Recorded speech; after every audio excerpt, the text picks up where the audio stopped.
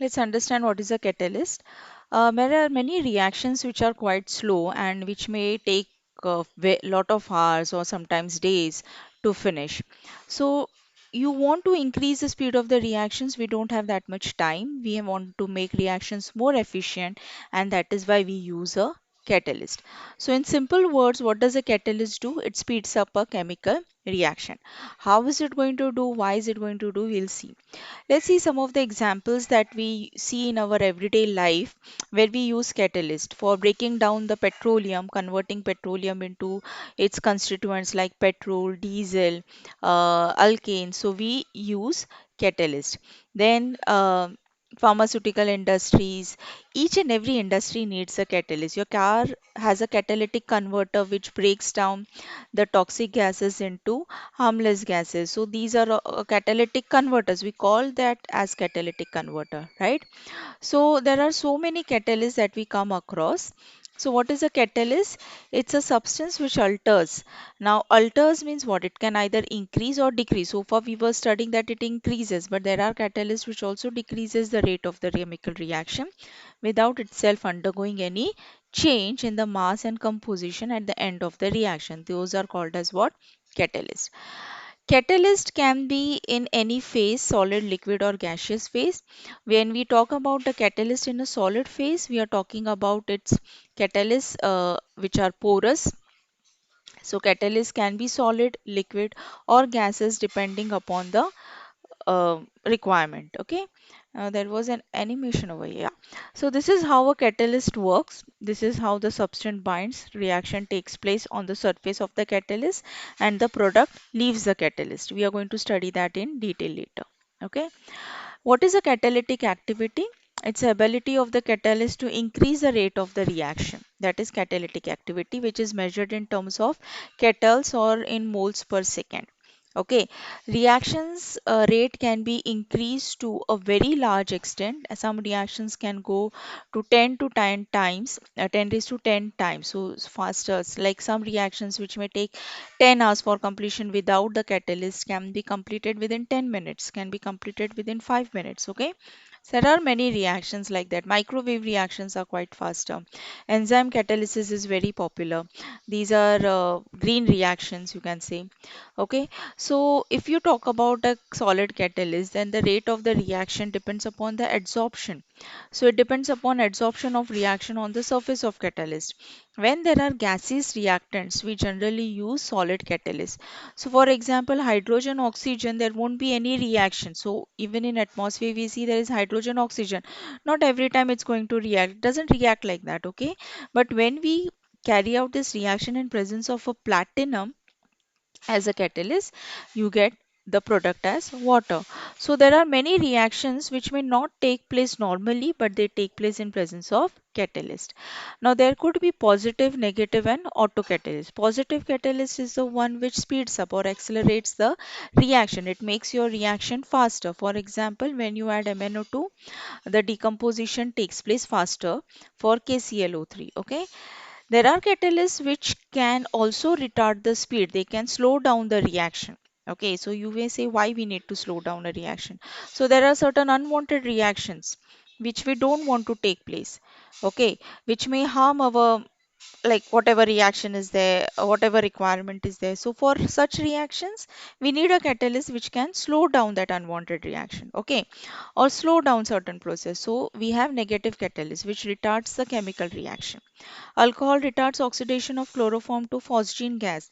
Now in labs we see chloroform. Okay, chloroform undergoes self-oxidation to phosgene gas, which is quite toxic. You cannot inhale this gas. Okay, so to the chloroform that we get in the laboratories that you see in the brown color bottles, we have to add alcohol so that the chloroform is not converted to phosgene gas. So this is a good thing that we are doing.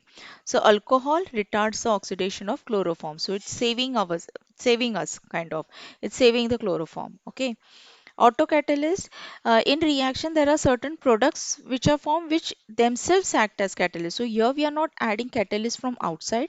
The catalyst is regenerated. It's generated in the reaction itself. For example, hydrolysis of ester by water, the acid that is generated in the reaction catalyzes the process. Hence, it is called as what? Autocatalyst. One of the product acts as a catalyst.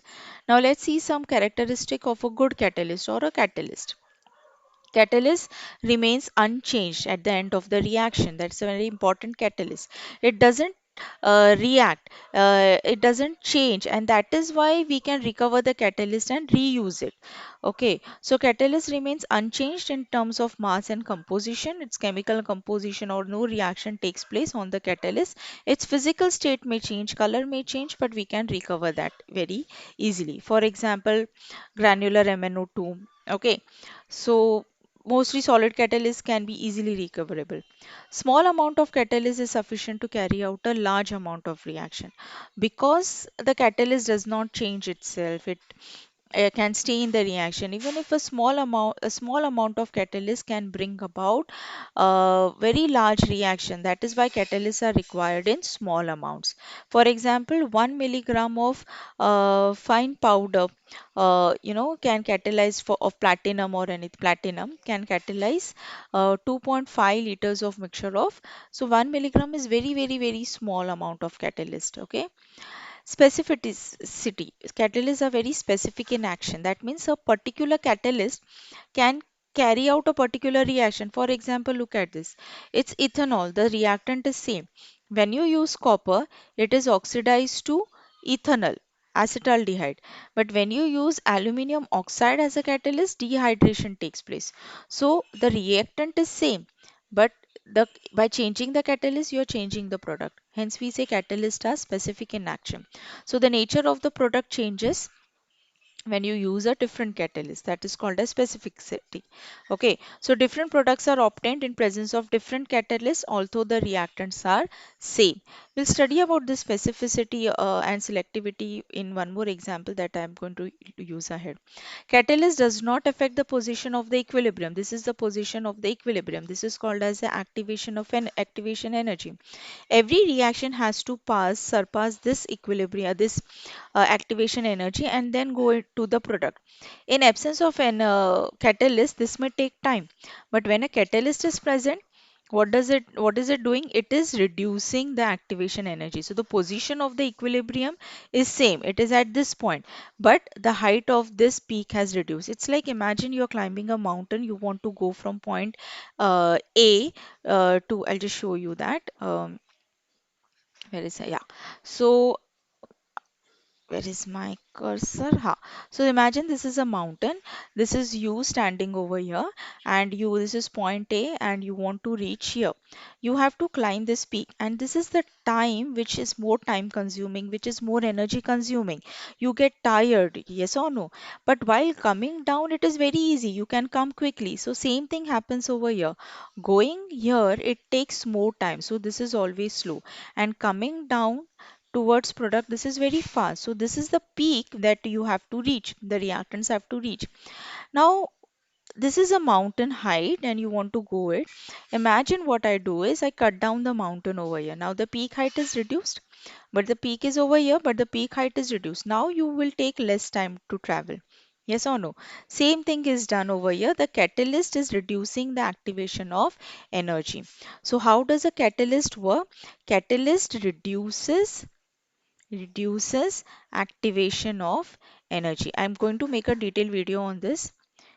Now we are just studying the properties. Okay, and that is how the equilibrium, the reaction takes place faster, of the reaction. So equilibrium remains the same. The energy, it reaches the that activation energy faster. It lowers down the activation energy. In simple words, promoters, there are certain substances when we add to the catalyst, it increases the activity of the catalyst. So these substances itself are not catalyst. They are added extras. They are something extra substances which promote the catalyst. It is increasing the activity of the catalyst.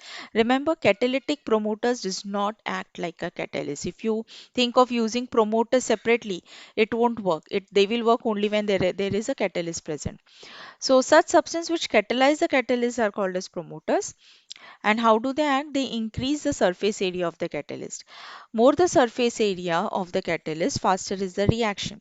Okay, so if you have a catalyst in a lump form and a catalyst in a powder form, the powder form will show faster reaction compared to lump. For example, it's simple example.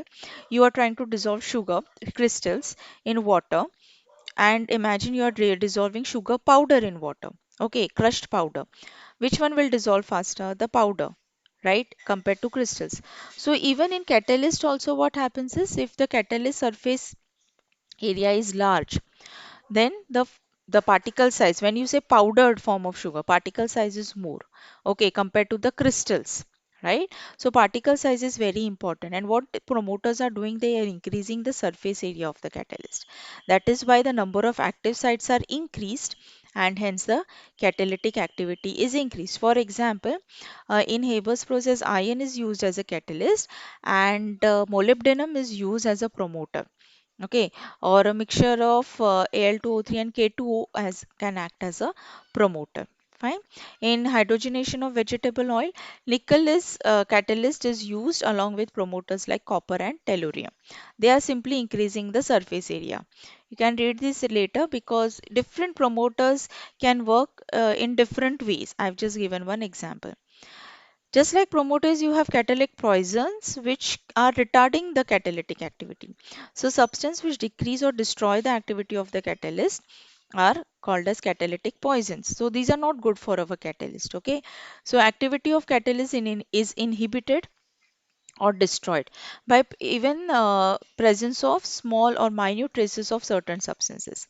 They are called as catalytic poisons or anti-catalyst. Example, arsenic destroys the catalytic activity of platinum. So if you are having a platinum which is impure, which is having arsenic, or because of certain conditions there is arsenic in your platinum, then it will decrease the activity of the platinum. So what exactly happens is, just look at this over here. These are your platinum atoms and platinum, and if there were this red spears over here, these are your poisons. So there were four atoms which were available for catalytic activity. Now there are just three, because three of there is only one available now because three are blocked. So basically, what the catalytic poison do? They block the catalyst. They block the surface of the catalyst. That is how the catalytic activity decreases. Okay, so that is catalytic poison. A catalytic activity can be destroyed because of poisons which contaminate the catalyst by reducing the surface area of the catalyst. If large molecules of certain substances cover the catalyst, they can also reduce the catalytic activity and act as poisons. Overheating or overpressurizing can also reduce the capacity of the catalyst. Okay. And again, I'll repeat this. Catalytic poison or a promoter does not act as a catalyst. Okay. And about enzymes, enzymes are biocatalysts. Reactions taking place in our body are example of biocatalyst. Enzymes are responsible for these reactions in nature and our body, and these are quite clean reactions. Okay, and in laboratory we are always trying to mimic these enzymes so that our reactions can be faster and greener. So biocatalysts are substances which are enzyme or hormones which activates the biochemical reactions like digestive enzymes and so on. Enzymes are used in food industry, cosmetic industry, pharmaceutical industry.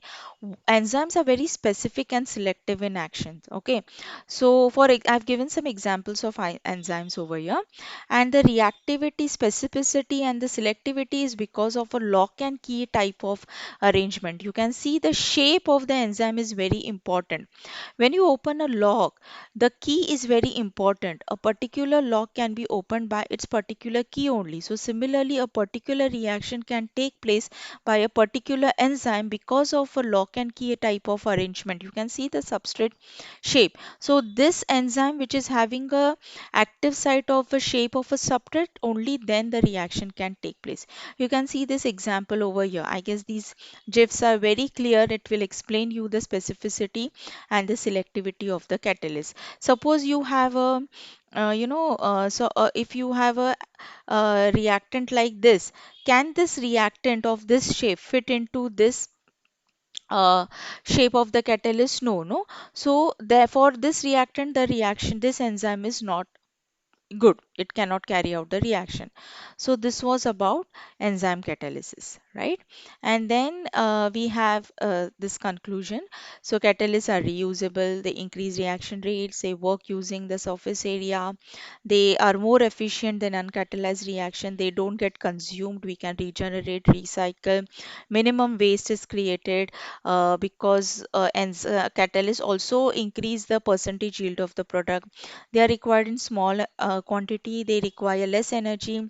Uncatalyzed reaction may need a temperature around 200 to 300 degrees Celsius, but the same reaction in presence of catalyst can be carried out at room temperature also. Okay, they are very selective and specific in action, and we are now developing a lot of non-toxic catalyst. Enzymes are very good examples of non-toxic catalyst. And this is a small part which is there in your syllabus. Students who are having this can go for it. Those who are not having, just read it or skip it. Okay. Nano materials are materials which are having very small size, nanometers. Okay. And if a catalyst, imagine a catalyst which is nano sized, then what happens is the surface area increases, and more the surface area, more is the activity of the catalyst. Okay.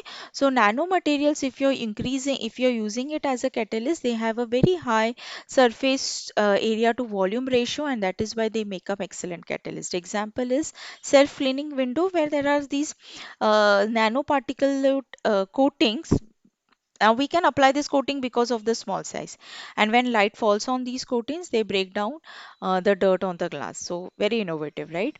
And these are some efficiency examples, characteristics, you can say. These are some of the characteristics of nanocatalyst.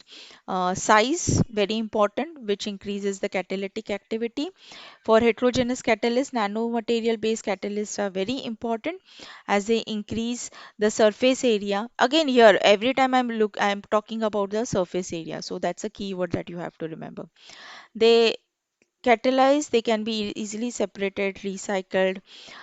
Reactions which are not taking place under normal conditions, under normal catalytic size, can also take place for nanocatalyst. Okay. Example, gold nanoclusters catalyze the selective oxidation of styrene into benzaldehyde. In absence of this nanoparticles, this reaction wouldn't have taken place. Okay. These are some of the examples where you can use nano enzymes or nano catalysts. Fischer-Tropsch synthesis, then Fischer-Tropsch synthesis, then in medicine, in nano enzymes. Uh, so these are some examples, and I won't go in much detail. So that's it. That was about catalyst. I'm going to make more videos on catalyst, catalytic activity, homogeneous, heterogeneous catalyst, mechanisms of catalyst. Do watch them.